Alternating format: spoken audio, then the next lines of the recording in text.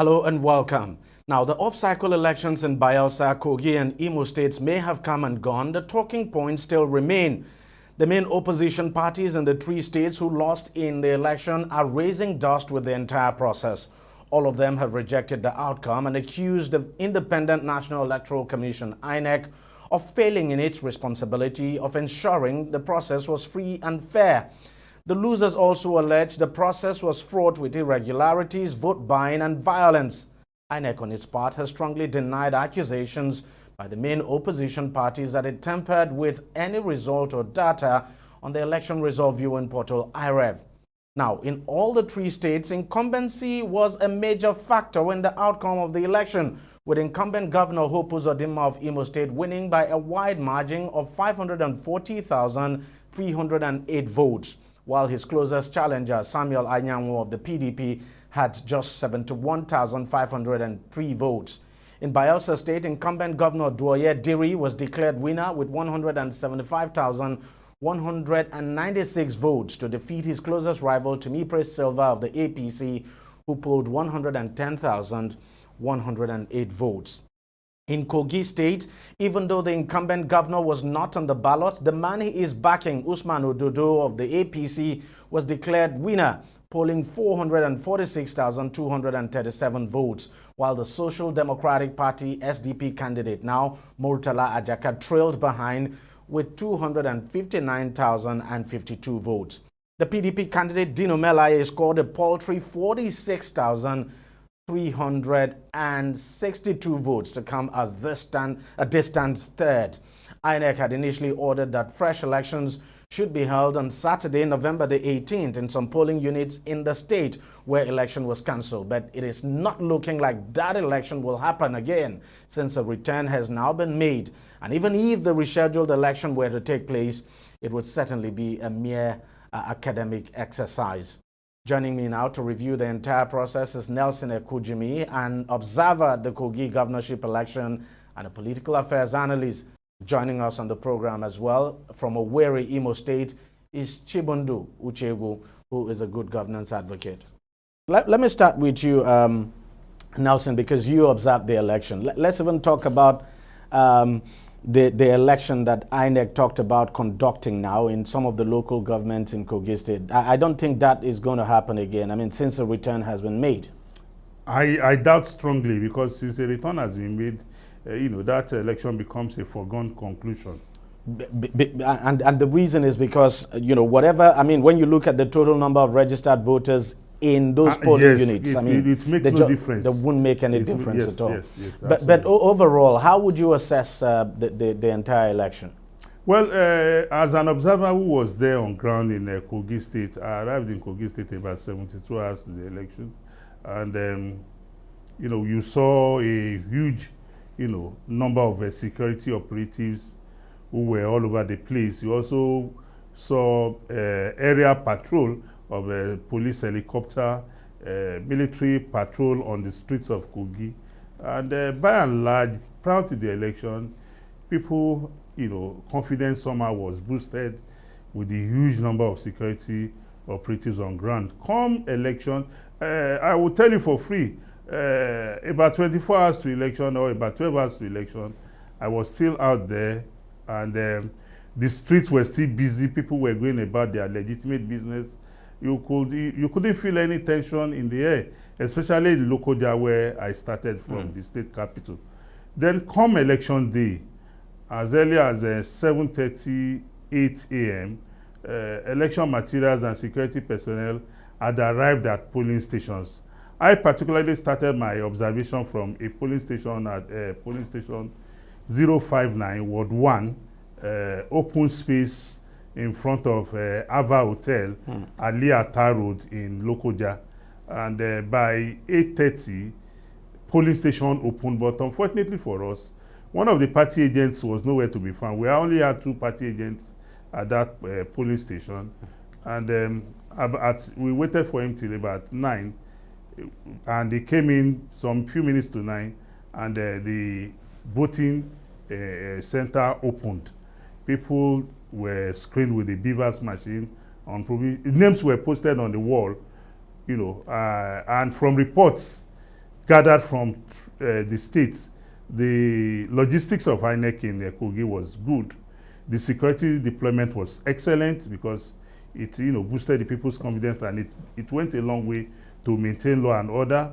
The party agents also conducted themselves. The election in Kogi was more about the local sentiments, if you ask me. There were two major gladiators in that election. And at the end of the exercise, the results were announced at the polling stations, of which I personally witnessed in some polling stations. Party agents signed the result sheets and they all got copies, and the results were pasted. And we waited for the collation of results at the at the State Collation Center there in Lokoja. And if you ask me, I think that election was successful.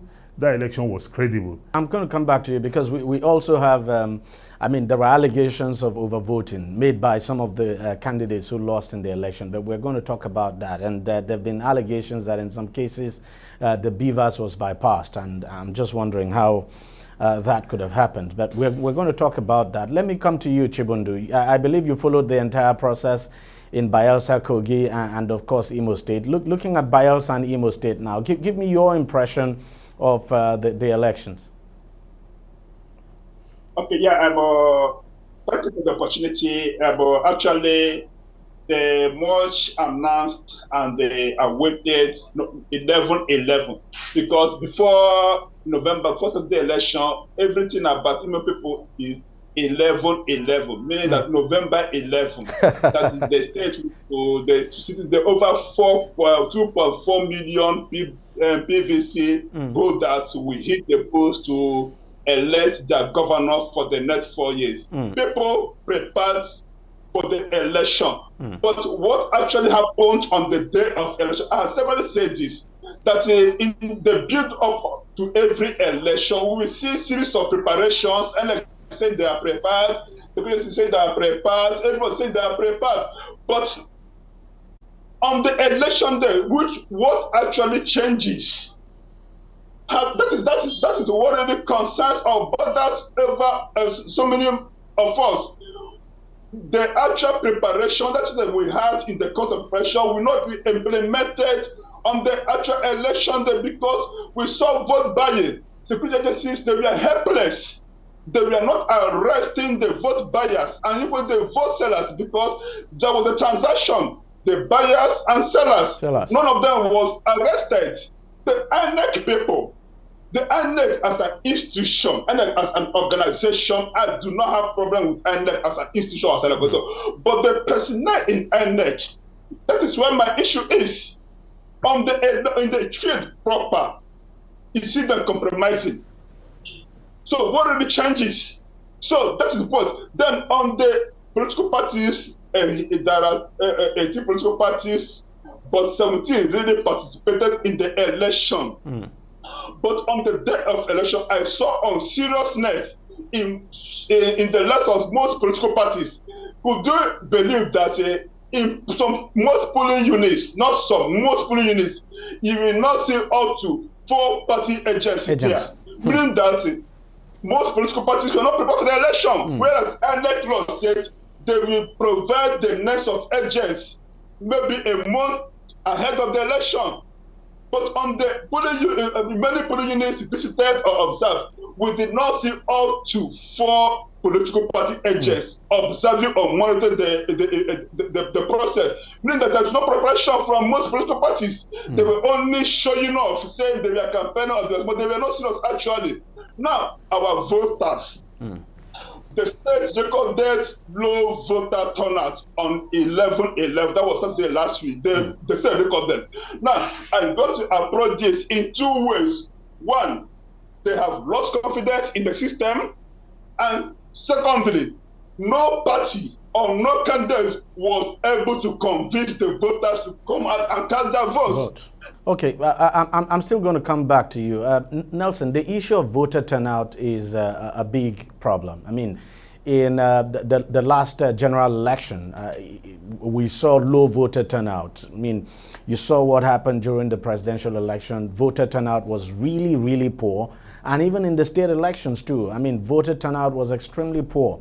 And we're seeing this, even in Kogi State where you monitored, we cannot say those numbers were fantastic. I mean, especially when you consider the number of not just registered voters, but the number of PVCs now collected in those states. You go to Bayelsa too, it's the same thing. You can imagine a governor winning an election by just 170-something thousand votes. So what exactly is the problem? Because Chibundu, of course, has talked about the candidates themselves not inspiring confidence and so to speak, and the people not trusting in the process. Well, there's a multiplicity of factors that one can adduce as being responsible for voters' apathy. One, we can ascribe religious, consideration. We live in a society, or we live in a world where people belong to different religious tendencies, and there are some religions that abhors or prohibits adherents from participating in the electoral process. That is one side of the of the discussion. Then there's also this side of people not understanding why they are voting. It is not about lack of trust. It is about some persons not understanding why they need to go and vote. Because if somebody understands why he needs to go and vote, you won't get to the polling station on an election day and be looking left and right waiting for somebody, to buy your votes. You know that is about 4 years of your life. And it is for you to get to the polling station and decide that how much is 4 years of your life worth on election day that you want to, mortgage it. People have talked about the voters turnout. Some persons want to be induced to come out. A lot of persons some of the persons, I believe strongly, because based on my experience in elections, I've seen party, they call them canvassers. I've seen party canvassers going to people's homes to go and entice them to come to the polling station. It shouldn't be so. People should see voting as their, as their democratic rights. But a situation whereby I have to be lured from, I'm not going to vote, Jerry, and we have people who are also weighed down by the economic, challenges that we are facing. So the reasons why we're having low turnout is a multiplicity of factors. But majorly, if we can increase our level of education and sensitivity, because you talked about the elections, INEC responsibility is to come to the polling station. If 1,000 names are on the voters register and 990 have collected the PVC, if it is only 2 persons that come, it is assumed under law that elections are taking place. I mean, that's for sure.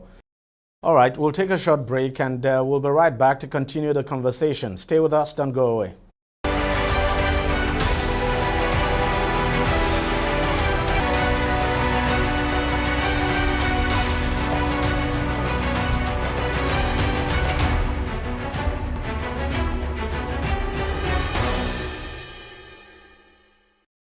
Welcome back, and if you've just joined us, we're looking at the 2023 off-cycle election that took place in Bayelsa, Kogi, and Imo States. And with me on the program is Nelson Ekujimi, who of course observed the election in Kogi State, and he is a political affairs analyst. I also have Chibundu Uchegu joining us from Imo State. He's a good governance advocate. Chibundu, let me come to you. You did talk about some of the political parties not taking the election seriously, that in some of the polling units they were not well represented in terms of agents, that they didn't have agents at the polling unit. Why do you think this was the case?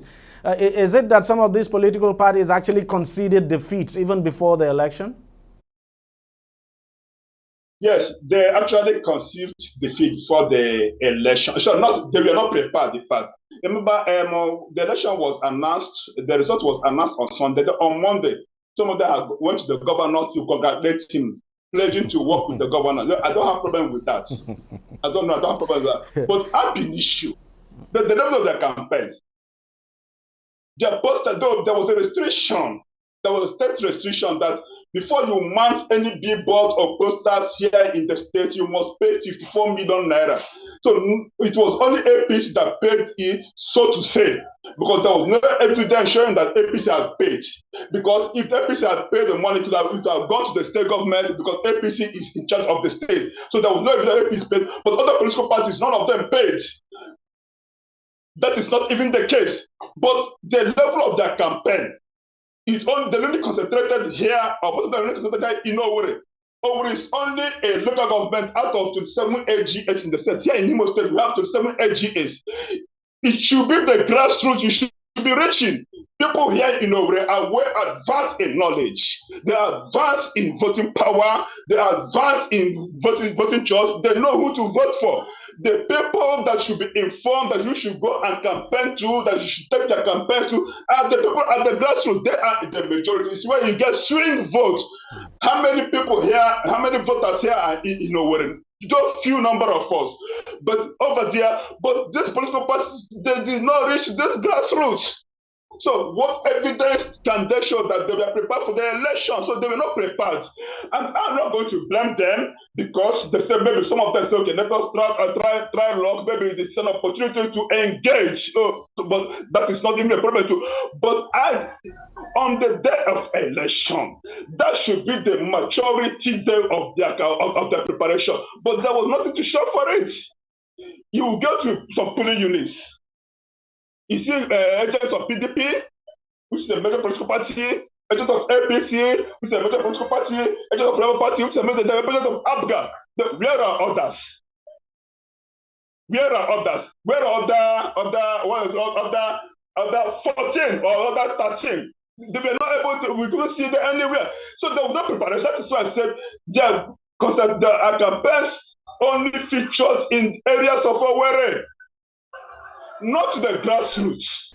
Nelson, let me go to you. One of the issues we have seen arising from the Kogi State governorship election that you observed, of course, you've heard some of the opposition parties come out to say that there were cases of overvoting, cases of the beavers not used, and cases of course, you did talk about vote buying and all of that, and that cases of some of the INEC ad hoc staff compromising. I mean, there was a case. That case, you actually saw it. That's where INEC had to reschedule election now, where they said, they had pre-filled results, even when election had not taken place. What have you got to say about all of this? Well, with regards to the issue of beavers bypass, we're all aware that once election takes place in a polling station and beavers is bypassed, such elections are cancelled. And we also saw it even in Kogi and Imo and Bayelsa State, where the returning officer for the local government, in making his submission, will state that, the voters in polling units, they refused to allow the use of beavers. So the results for that polling unit were cancelled. So that is very clear. Nobody can come and allege INEC about that, because INEC makes it a public policy. And talking about the issue of overvoting, how do you determine overvoting? It is the beavers machine is for accreditation. Once the number of votes counted in the ballot paper corresponds or is less than the accredited voters, then the beavers the issue of overvoting cannot come in. Where there's overvoting, it must be established at the collation of results that the number of accredited voters is less than those that actually voted. And we are all witness to the fact that when such occurs, the returning officer by law cancels such results. So anybody who is alleging overvoting, I don't know where he has seen his own overvoting to have alleged. So it is left for him to come and prove that before the court of law, because there's a window for judicial redress embedded in the system. People have said, look, you look at the Kogi election very closely, that ethnicity played a very big role. Now in the outcome of the election. That, that when you look at the results and you dissect the results very, very deeply, that you clearly would see that people voted along ethnic lines, and that's why we have that outcome. What's your take on that? That is absolutely correct. And that is why we always say politics is local. You saw how the results panned out. the ethnic sentiments. You cannot, except if we want to delude ourselves. We live in a society that this sentiment runs very high. When people will say, oh, he is our son, even though you have not seen that person, you have not benefited anything, but the mere fact that he comes from the same ethnic nationality like yourself, or maybe religious, tendencies like yours, because of how we are wired in this part of the world, we tend to gravitate towards such things, forgetting the fact that, like the Yorubas will say, that Ajumobi Okan Tanu, meaning that we are children of the same parents, does not mean you are the one that will help my situation in life. People should be focused on the realities of life. What is the quality of this candidate? And again, let me quickly talk about the party agents. Like he has rightly said, maybe the time has also come for us to review the number of parties participating in this our election. Like he rightly said, there was no polling station you got to in Kogi that you could count 5 party agents. It's either you have APC and PDP, or you have APC, PDP, and SDP. All the other parties... Yet over 15 candidates in Kogi, 18 political parties contested that election. In almost all the polling stations, you could find only the APC and PDP. In some of the polling stations, even the SDP, whose candidate was a frontliner, their party agents were absent in many polling stations. So when you come up and make these allegations, the Presidential Election Petition Tribunal, as well as the Supreme Court ruling, is very clear that the authority that can speak to any document of what transpired at the polling station is the party agents authorized by law to be your representative. But when you don't have your party agents, how do you, substantiate your case? So for me, the INEC needs to do an introspection into how they recruit this ad hoc staff, because they have the tendency to compromise, to taint the credibility of the process. And that is why to enhance the credibility of the process, INEC under Professor Atairu Jega started the introduction of using, persons from the ivory towers as the returning officers for local government, as the collation officers for local government and returning officers. So INEC has done that, but when you look at the level of staffs they have down the ladder, it's still something that needs to be worked on. Okay, Chibundu, you look at the way the governorship election in Imo State played out. Uzodinma winning overwhelmingly, and we thought the PDP was going to give it a run for its money, but the PDP didn't do well at all. What do you think actually played out? What do you think determined the outcome of the election? Okay, let me say, one, there's no issue, democratically speaking, that the governor won in all the 27 AGS. Remember, in 2018, Willie Obiano won in all the AGS in Anambra State. Yes. And the people, they all came out and voted for him. So there's no problem. That's where I don't have a problem issue with that. But the issue here is issue of overvoting. That is one. And secondly, before the election, these issues played out. Let me start counting them one by one. One, unknown gunmen, the kind of insecurity we are facing here in Imo State. They announced that people must not go out and vote.